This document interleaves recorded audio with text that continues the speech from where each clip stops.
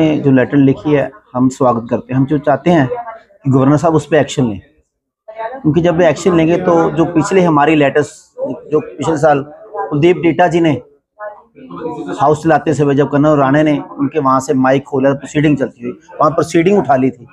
हम तो चाहते हैं उस पर भी कार्रवाई हो।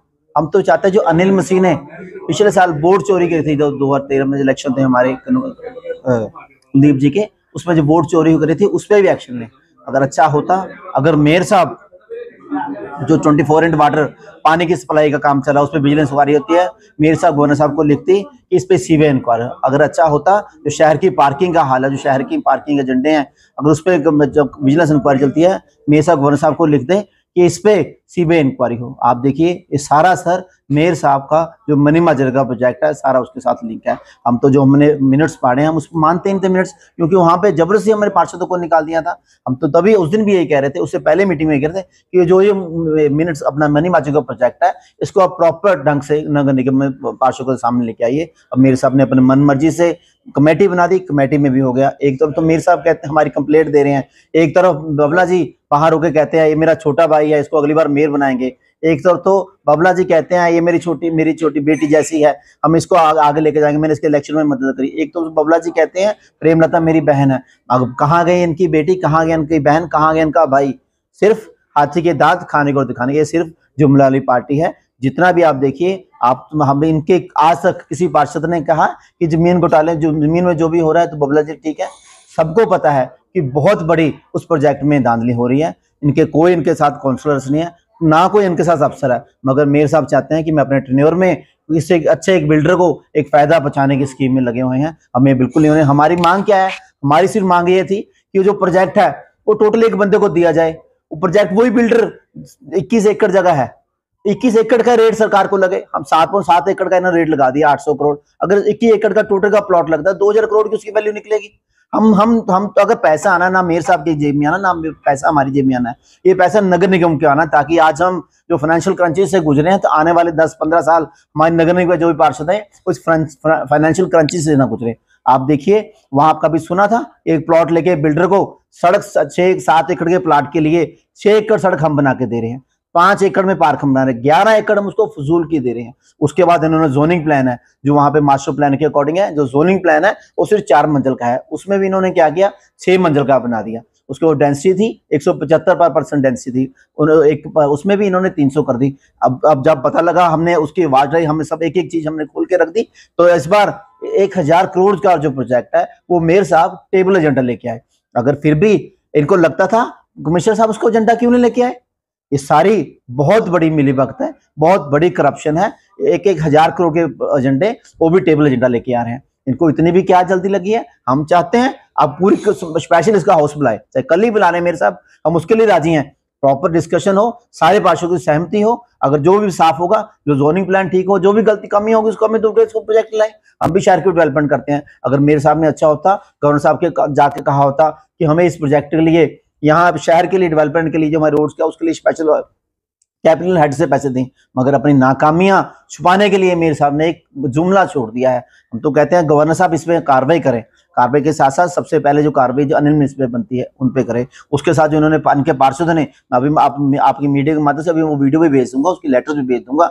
उसमें इन्होंने कहा था मेरे साहब, आप देखिए आप कमर राणा कैसे टेबल से माइक उठा रहा है, कमर राणा कैबिनेट सेक्रेटरी का नाम प्लेट उठा रहा है। वहां पे जो अभी तक सुना नहीं था कि प्रोसीडिंग चलती हाउस में, प्रोसीडिंग उठा ली जाए वहां पे। उसके बाद इन्होंने कहा मैं ऐसे मेयर को अपनी जुत्ती की तरह नहीं लगता। क्या वो एक वाल्मीकि समाज करके इस करके आप उसकी बेटी करते हैं? एक तरफ आप कहते हैं कि हम राम को लाए, हम उनको लाएंगे, हम उसके साथ रहेंगे। एक तरफ मेरे साहब जो हमारा उस दिन हाउस चल रहा था, हाउस में पहले तो इन्होंने 10 मार्शल बुला के उन्होंने खींचा, उनसे कुछ नहीं हुआ, तो इन्होंने स्पेशल सिपाही बुला के हमें मार्शल बुला के कैसे पीटा है, कभी सुना नहीं था। ये जो आज 6 लाख जनता ने जो चुने नुमाइंदे हैं जिनको उन्होंने हाउस में भेजा जनता की डेवलपमेंट की बात रखने के लिए, उनको ऐसे घसीट के निकाला जाएगा। एक जब हमारा हाउस जिसमें मेयर ने बीच में स्टे ब्रेक लिया था, उसमें इन्होंने नगर अपना ऑफिस में लोगों को बताया कि जैसे रामलीला चल रही है वैसे ये नौटंकी कर रहे हैं। क्या रामलीला हमारी नौटंकी है? ये हमारी आस्था से, हमारे प्यार से, हमारे विश्वास से, हमारे पूर्वजों की भावनाओं से खेल रहे हैं। हम ये कतई नहीं होने देंगे। हम शहर की जनता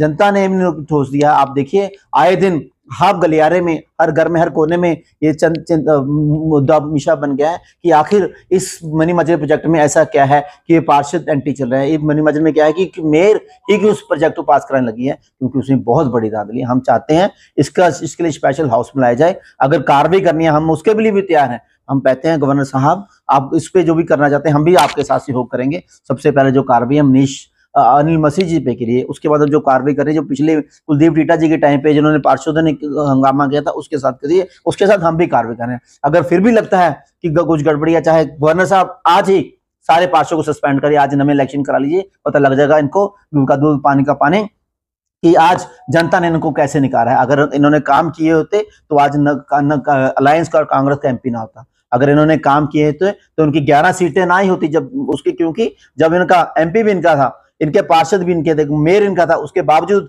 सिर्फ 35 से इनके पास 11 सीटें हैं। कहने का भाव है लोगों ने इनको शरेआम एक तरफ नकार दिया है। तो अब मैं आपके माध्यम से मेयर साहब, गवर्नर साहब से कहता हूं कोई भी कार्रवाई करना चाहते हैं हम कीजिए, मगर हम जो ये जुमला फैला रहे हैं उसको नहीं बर्दाश्त करेंगे। जो ये धक्केशाही करके मनी माजर का प्रोजेक्ट पास कराना चाहते हैं हम उसको हरगिज नहीं होने देते। हम तो कहते हैं नगर निगम सब ज्यादा से ज्यादा फायदा आए और जितने टोटल प्लॉट है बस यही हमारी मांग है। टोटल प्लॉट है, एक बिल्डर को वही बिल्डर बनाए, बस हमारी इतनी सी डिमांड है। हम क्यों उस पर खर्चा करें?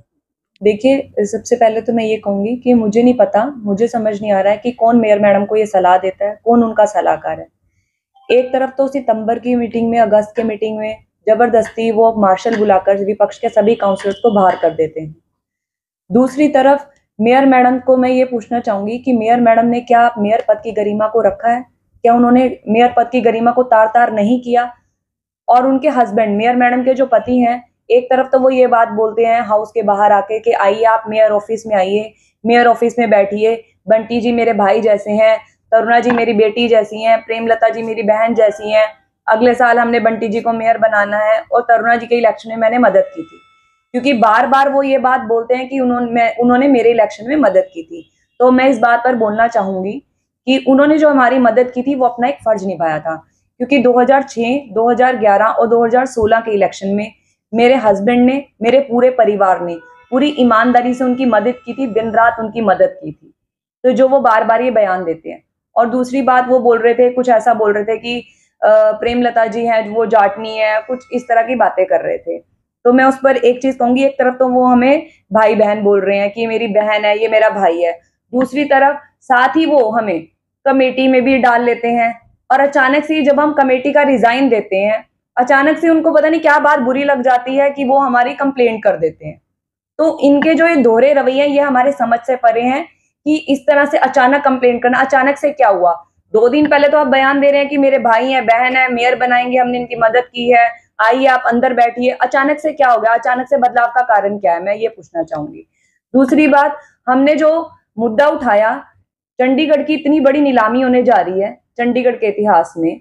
अगर हम उसकी लास्ट मीटिंग, जब ये पहली बार ये एजेंडा लेकर आए, अगस्त की मीटिंग में जब ये एजेंडा आया, इन्होंने धक्केशाही से उसको पास किया, सारे विपक्ष को बाहर निकाला। क्या जल्दबाजी थी कि उसकी इन एंटिसिपेशन अप्रूवल ली जाए, मिनट्स तक की वेट ना की जाए, ताकि कोई विपक्ष का काउंसलर उस पर बात ना रख सके, उस पर कोई अपनी ऑब्जेक्शन ना दर्ज करा सके, या कोई उन सच्चाई जो किसी के हम जो ये छुपाना चाह रहे थे चंडीगढ़ की जनता से, कहीं उसका खुलासा ना हो सके।